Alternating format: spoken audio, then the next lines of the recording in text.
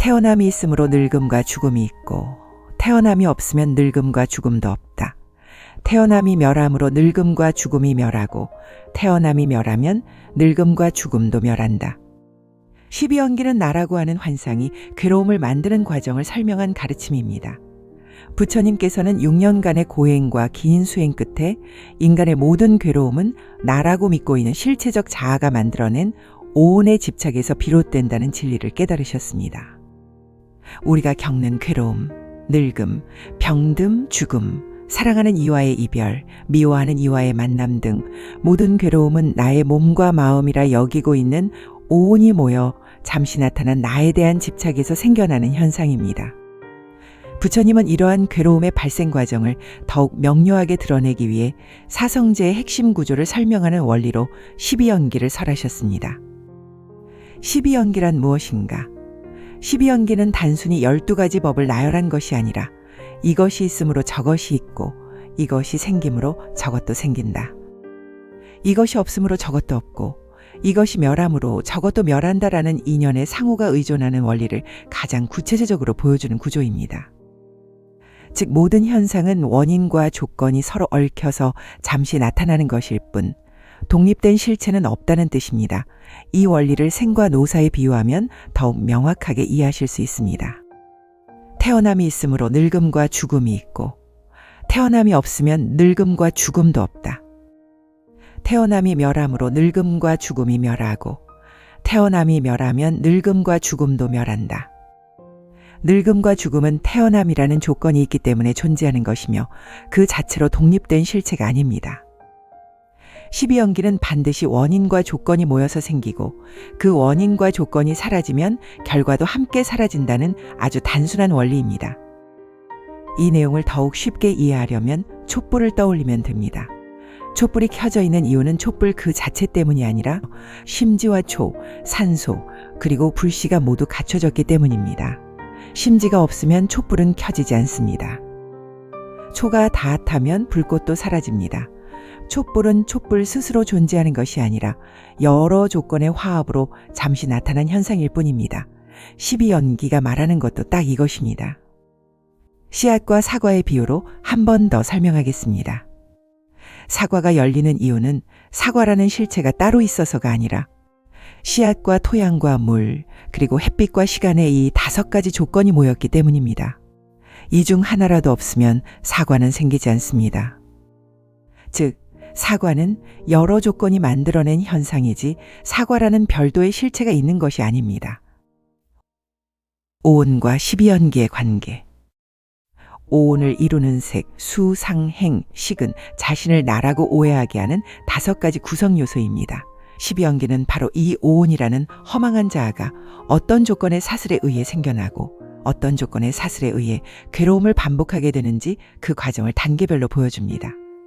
즉 오온은 나라고 하는 집착을 만들고 12연기는 그 집착이 어떻게 번뇌와 괴로움을 발생시키는지를 보여줍니다.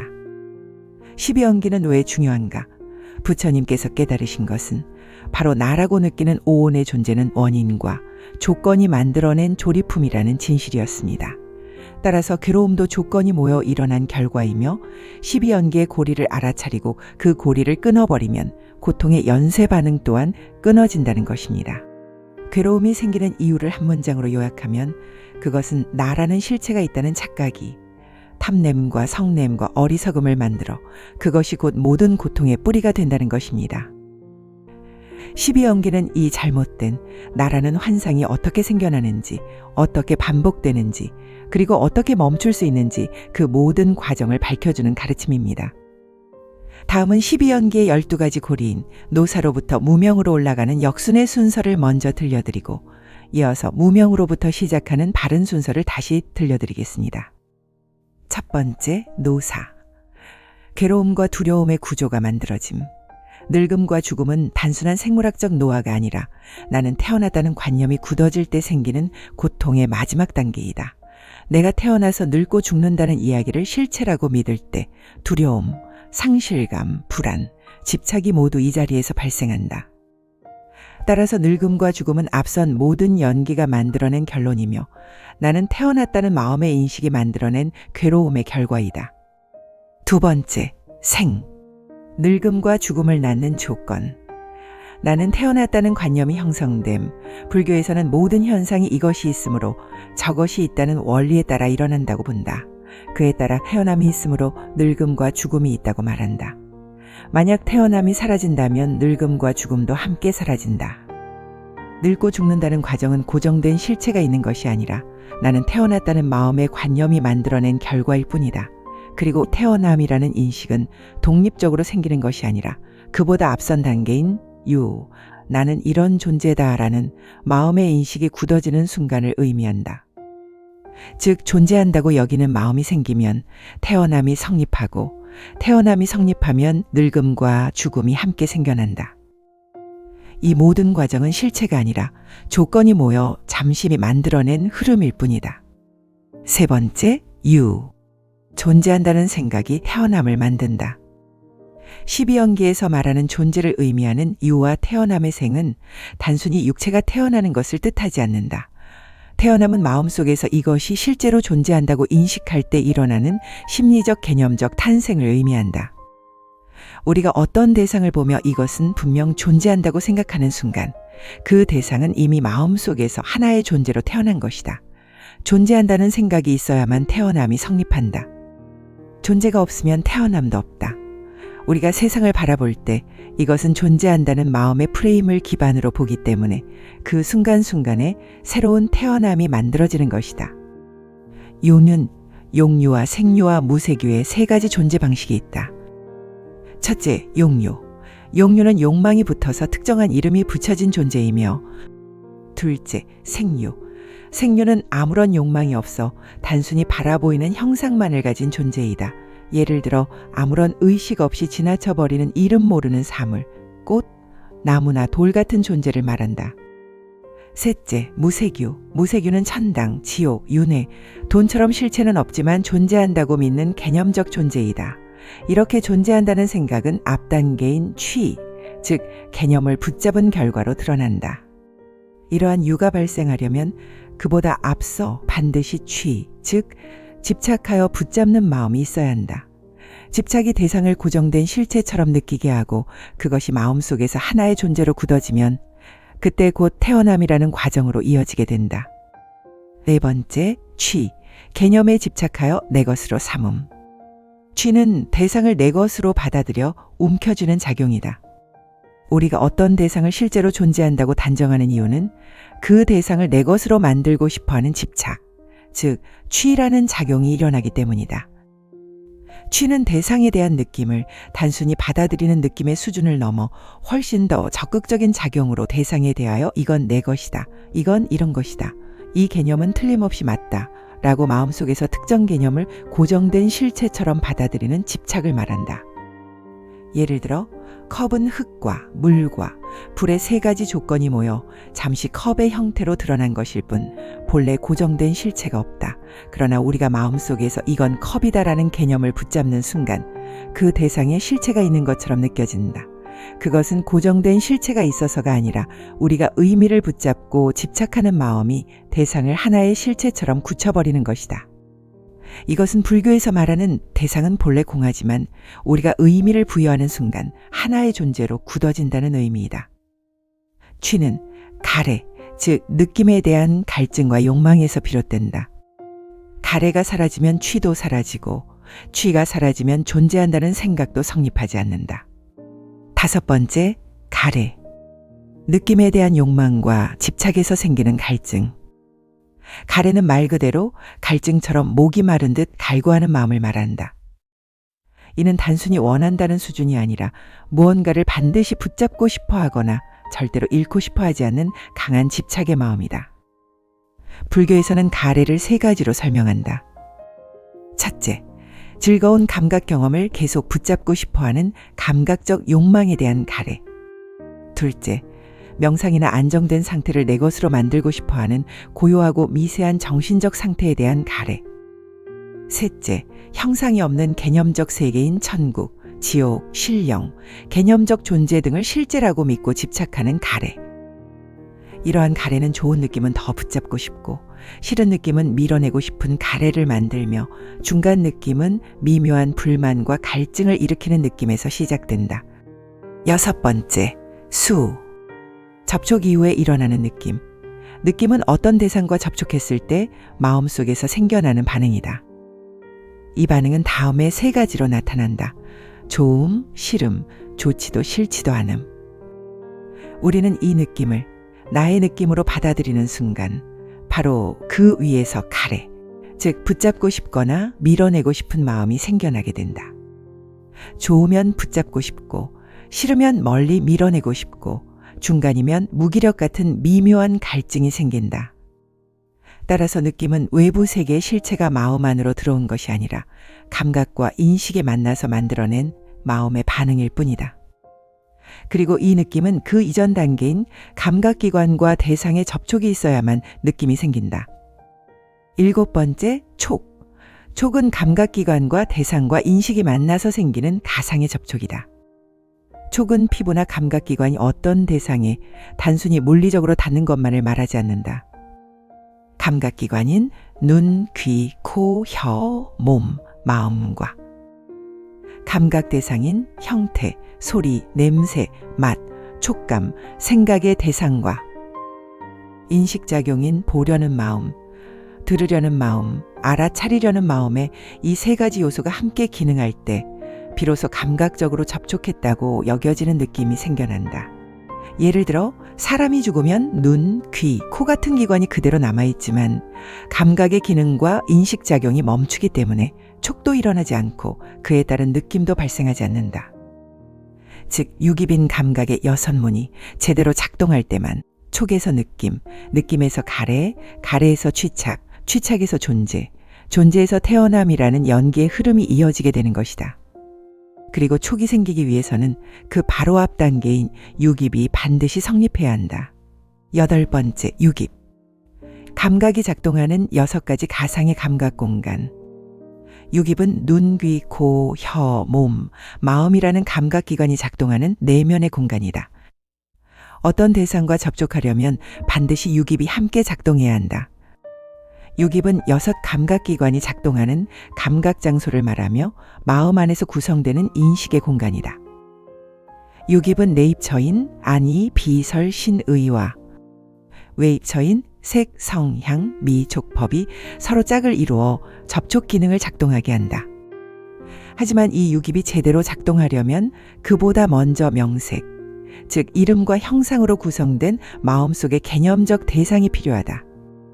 명색이 없다면 감각기관과 감각 대상이 연결될 수 없기 때문에 감각의 세계 자체가 열리지 않는다.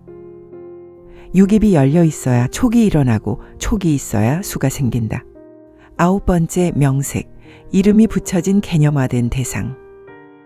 명색은 어떤 대상을 인식할 때 마음속에서 이름 붙여지고 기억된 개념적 형상이다. 예를 들어 하늘의 해를 보며 그것을 해라고 인식하려면 이미 마음속에 해라는 이름과 형상, 즉 명색이 저장되어 있어야 한다. 만약 마음속에 이러한 명색이 없다면 그저 밝은 빛일 뿐 해라는 대상으로 인식되지 않는다. 그리고 이 명색이 작동하려면 그보다 앞서 인식하고 분별하는 마음이 먼저 있어야 한다. 식이 대상을 분별하려는 움직임을 일으킬 때 그 대상을 설명하기 위한 이름과 형상이 구성되는 것이다. 식과 명색은 서로를 조건짓는 상호의존 관계이다. 명색이 있어야 유깁이 열리고 그 위에서 촉, 수, 가래, 취, 유, 생, 노사가 이어진다. 10번째, 식. 대상을 분별하고 인식하는 마음의 기능. 식은 우리가 어떤 대상을 볼 때 있다, 없다, 좋다, 싫다, 무섭다와 같은 판단을 하고 분별하는 인식작용이다. 그러나 식은 대상을 있는 그대로 보는 것이 아니라 이미 자신이 가지고 있는 기억과 개념으로 재구성하여 보게 된다. 하지만 식은 홀로 생겨나는 것이 아니라 그보다 앞단계인 행, 즉 몸과 말과 마음에서 반복적으로 일어나는 의도적 움직임이 식이 생겨나는 조건이 된다. 식이 작동하려면 명색이 있어야 하며 식이 드러나기 위해서는 먼저 행이 선행되어야 한다. 11번째, 행. 행은 몸과 말과 마음이 의도적으로 행하는 모든 행위이다. 행은 인식을 바탕으로 새로운 충동, 욕구, 의지, 반응을 만든다. 행은 몸과 말과 마음의 세 가지의 형태로 드러나며 신행은 몸의 행위, 구행은 말과 언어의 행위, 의행은 뜻과 해석의 행위로 나타난다. 이러한 행위 반복되면 업식이 쌓여 특정한 식을 자동으로 생성하게 된다.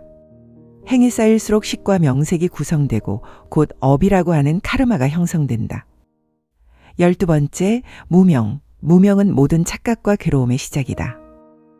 무명은 우리가 나라고 믿고 있는 5가지 요소인 오온이 실체가 없는 허상에 불과하다는 사실을 알지 못하는 데서 생겨난 어리석음이다. 오온을 진짜 나라고 여기는 집착 때문에 몸의 행동, 말의 행동, 마음의 행동이 일어나는 것이고 이는 곧 사성제의 핵심 진리인 탐욕, 성냄, 어리석음의 번뇌를 발생시킨다. 이러한 무명은 잘못 인식한 세계 위에서 모든 행이 일어나게 된다. 무명은 12연계의 출발점이며 모든 고통은 무명에서 시작한다. 이렇게 무명으로부터 이어지는 12연계의 사슬은 곧 나라는 오온을 형성하게 되고 그 결과 태어남, 늙음, 병듦, 죽음이라는 모든 괴로움이 생겨나게 된다. 오온 때문에 괴로움이 생기는 이유. 모든 고통은 오온에 대한 집착에서 비롯된다. 오온은 찰나에 생겨났다 찰나에 사라지는 색, 수, 상, 행, 식의 5가지 조건의 화합에 불과할 뿐이지만 우리는 이를 하나의 덩어리로 엮어서 나라고 하는 자아를 생성했기 때문이다.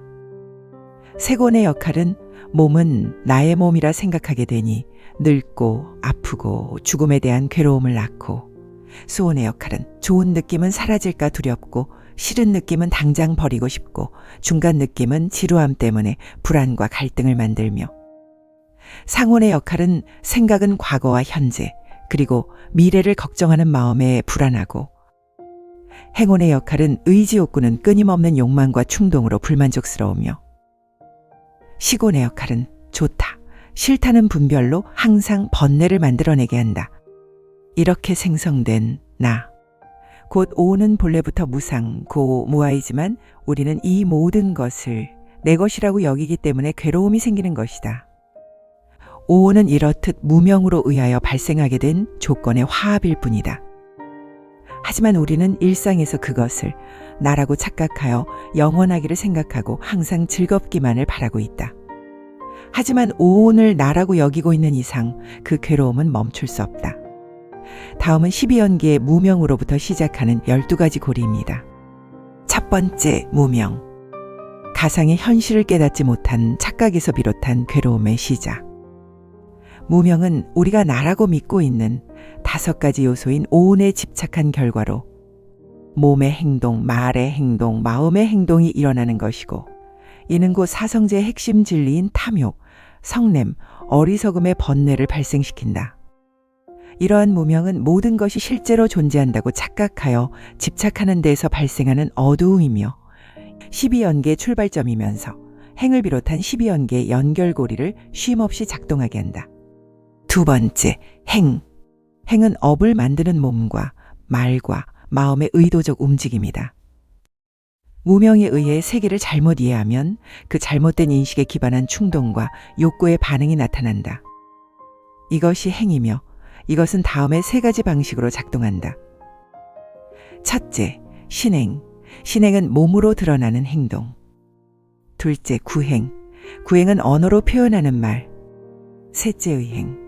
의행은 생각과 의도와 판단 같은 마음속의 해석과 의미를 부여하고, 이러한 행이 반복되면 업식이 쌓여 특정한 식이 자동으로 생성된다. 이 3가지는 겉으로 보이든 보이지 않든 모두 업을 만들어내며 우리가 무엇을 어떻게 인식하고 어떤 방식으로 세상을 경험할지를 결정한다. 이러한 행이 반복되면 그 다음 단계인 식, 즉 인식하고 분별하는 마음이 생겨난다. 세 번째, 식. 대상을 분별하고 인식하는 마음의 기능.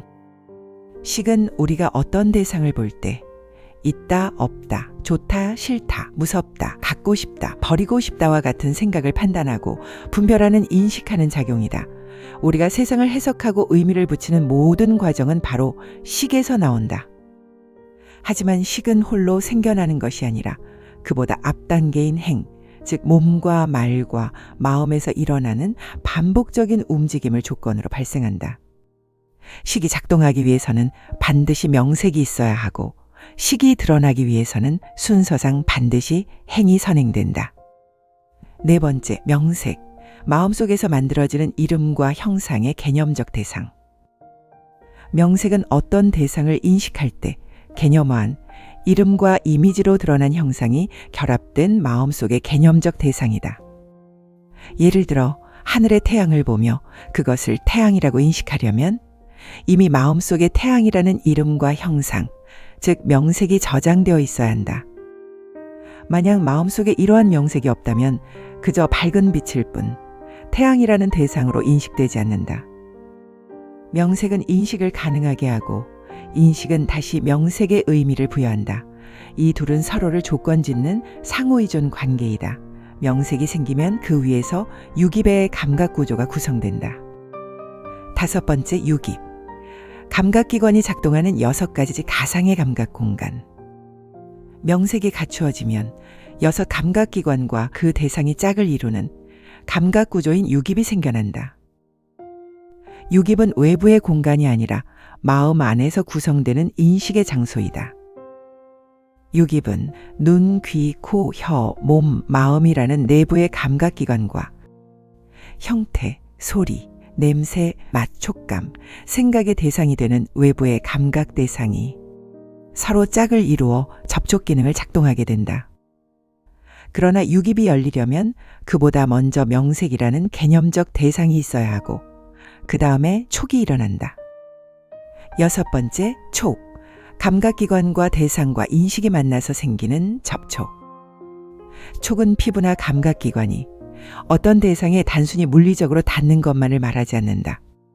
감각기관인 눈, 귀, 코, 혀, 몸, 마음과 감각 대상인 형태, 소리, 냄새, 맛, 촉감, 생각의 대상과 인식작용인 보려는 마음, 들으려는 마음, 알아차리려는 마음에 이 세 요소가 함께 기능할 때 비로소 감각적으로 접촉했다고 느끼는 느낌인 수가 발생할 수 있다.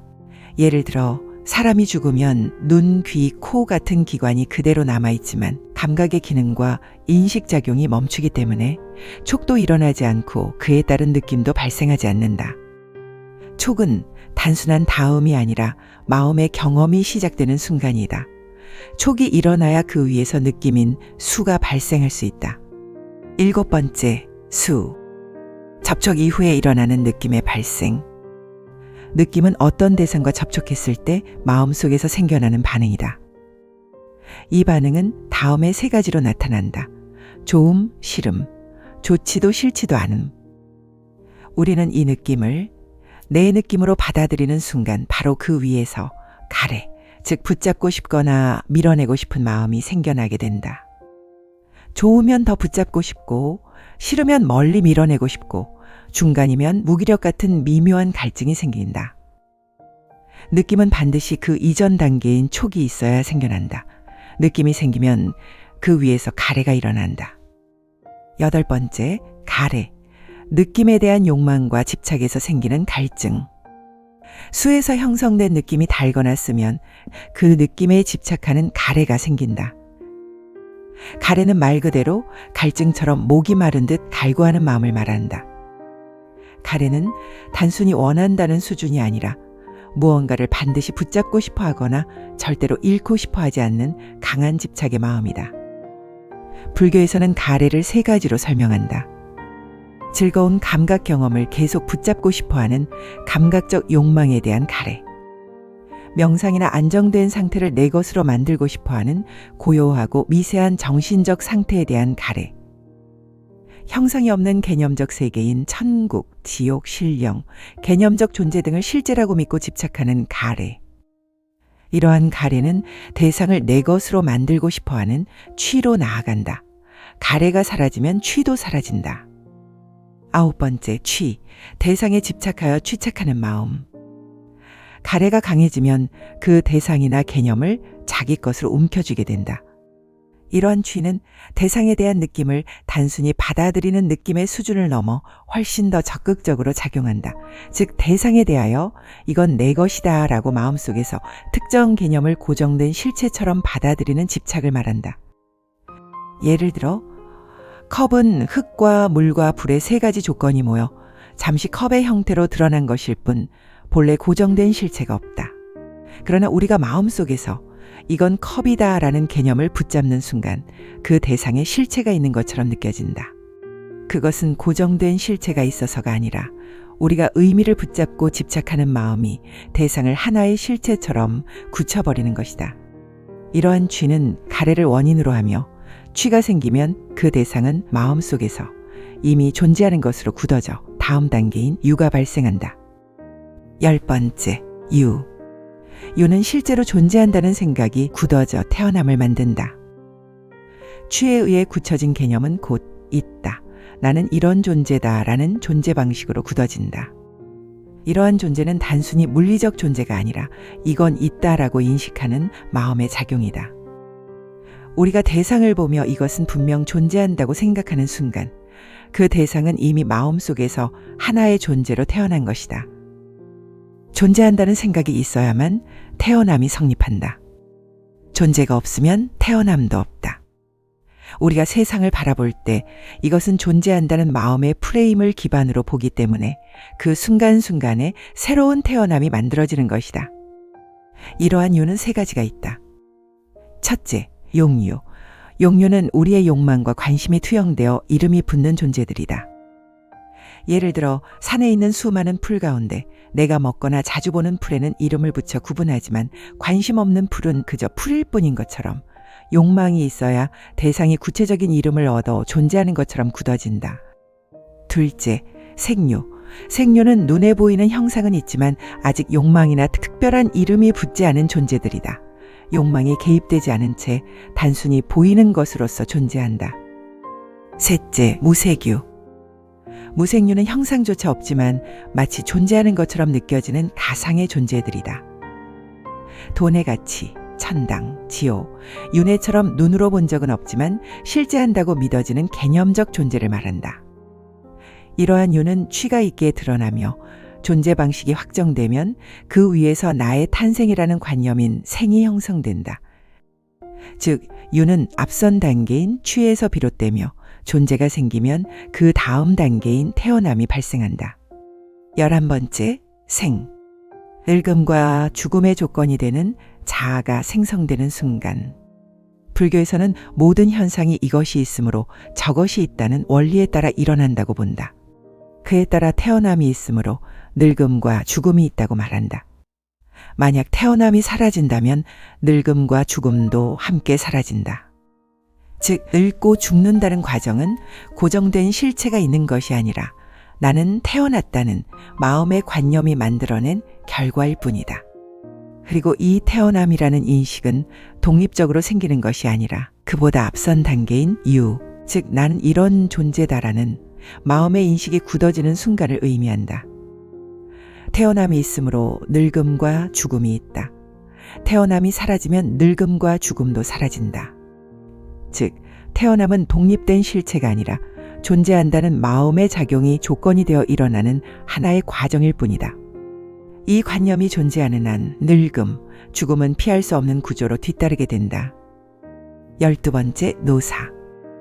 늙음과 죽음, 괴로움과 두려움의 완성. 늙음, 병듦, 죽음이라는 개념은 나는 태어났다는 마음의 인식 때문에 발생한다. 태어남이 없다면 늙음도 병듦도 죽음도 일어날 수 없다.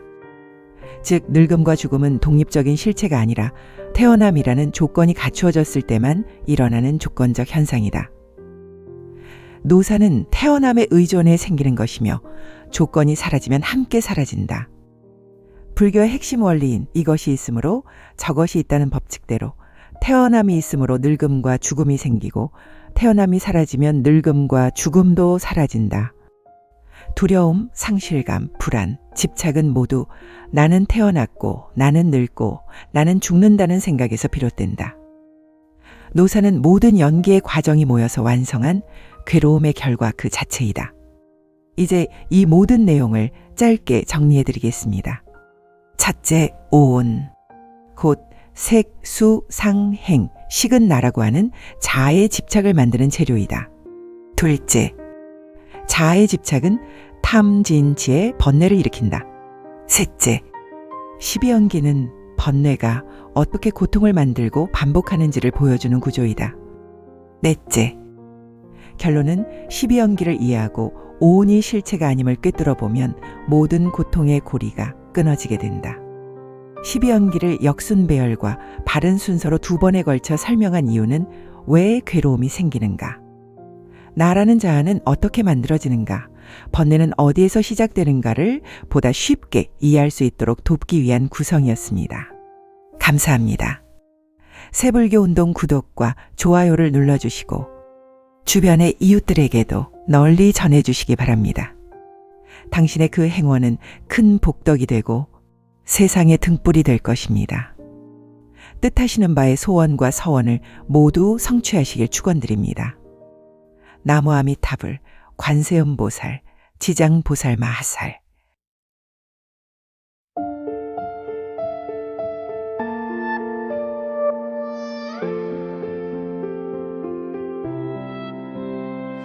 무명이라는 안개 속은 이유도 모른 채 나를 흔들고 알지 못함의 그림자가 마음 깊은 곳을 덮는다. 분명한 듯 흐릿한 세상에서 나는 내가 누구인지조차 잊어간다. 행이라는 파동은 보이지 않는 결을 따라 움직이고 몸은 반응하고 말은 흘러가고 마음은 어디론가 기울어간다. 작은 의도 하나가 얼마나 큰 강을 만들 수 있는지 나는 아직 알지 못한다. 시기라는 불꽃은 있다 없다를 나누는 순간 태어난다. 좋다 싫다를 결정하며 세상을 마음대로 색칠하고 그 색들은 점점 굳어져 나만의 세계를 만들어간다.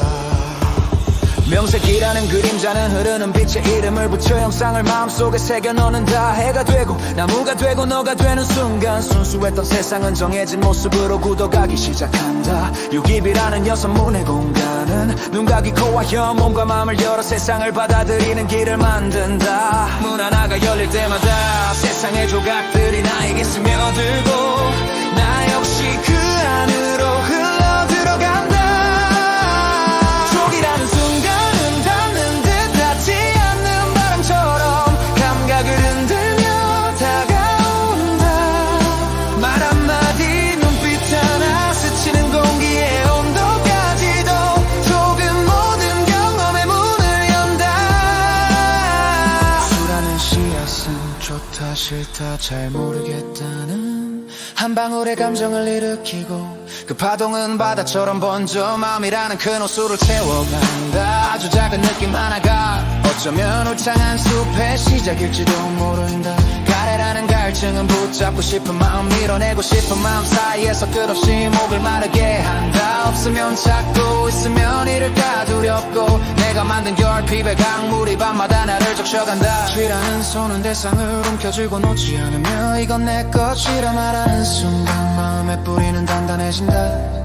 찾아온 모든 개념은 내 세계의 벽돌이 되어 나를 더 좁은 방에 가두기도 한다. 유라는 그림자는 존재한다는 믿음이 굳어지는 자리다. 나는 이런 사람이다. 그 문장이 마음에 다가올 때 난 하나의 형태가 되어 뒤돌아보지 못한 채 세상을 걸어간다.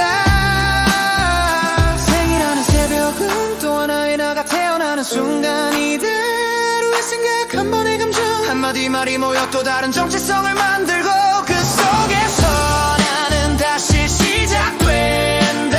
노사라는 긴 밤은 태어남의 끝에서 찾아온 그림자다. 늙음과 병든 사라짐의 흐름 속에서 나는 비로소 묻는다. 이 모든 고통은 어디서 왔는가?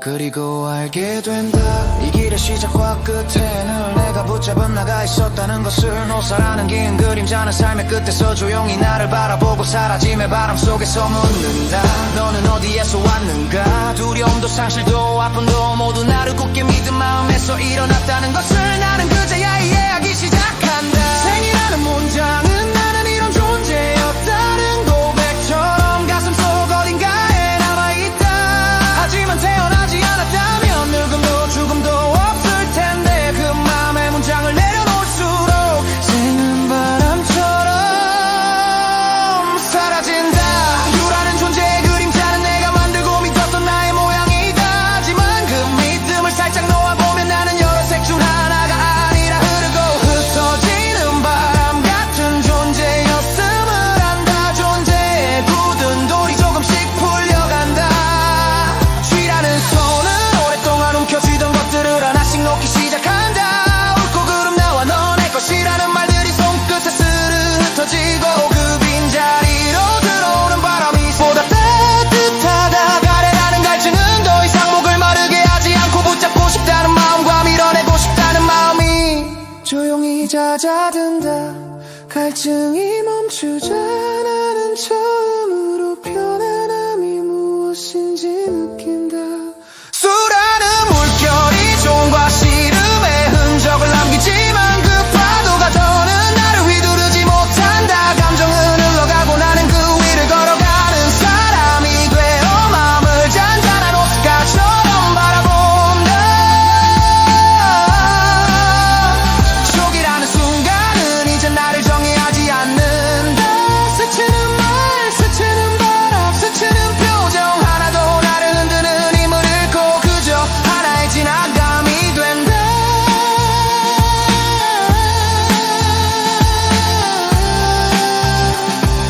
유격이라는 여선문의 세계는 조금씩 그 빛이 옅어지고 감각의 문을 통해 들어오던 모든 것들이 실제처럼 보이지 않기 시작한다 문이 닫힌 것이 아니라 문이 더는 나를 속박하지 않은 것이다 명색이라는 이름과 그림자는 하나의 표식일 뿐이었다는 사실을 나는 천천히 깨닫는다 그 어떤 이름도 그 어떤 형상도 몰래 세계를 다 담을 순 없다는 걸 알고 마음은 넓어지고 가벼워진다 시기라는 분별의 빛이 조금씩 힘을 잃어간다 좋다와 싫다가 흐려지고 내가 붙이던 이들은 바람처럼 흩어진다 분별이 잦아든 자리에서 세상은 처음처럼 고요해진다 행이라는 움직임이 이제 서두르지 않는다 억지로 무엇을 하려던 마음도 어딘가로 던져다로 무지고 조급함을 날아놓는 딴에도 말도 못한 앞으로 가고 나를 모시며 어딘가 옮아변다 해결이라는 호통은 조용히 자리를 아리러 간다 하지 못한 애들 언제건 나를 소비된 거짓된 날 맙쇼라도 더 이상 힘이 소중하단 알지가 않아 나를 끝나게 남자 중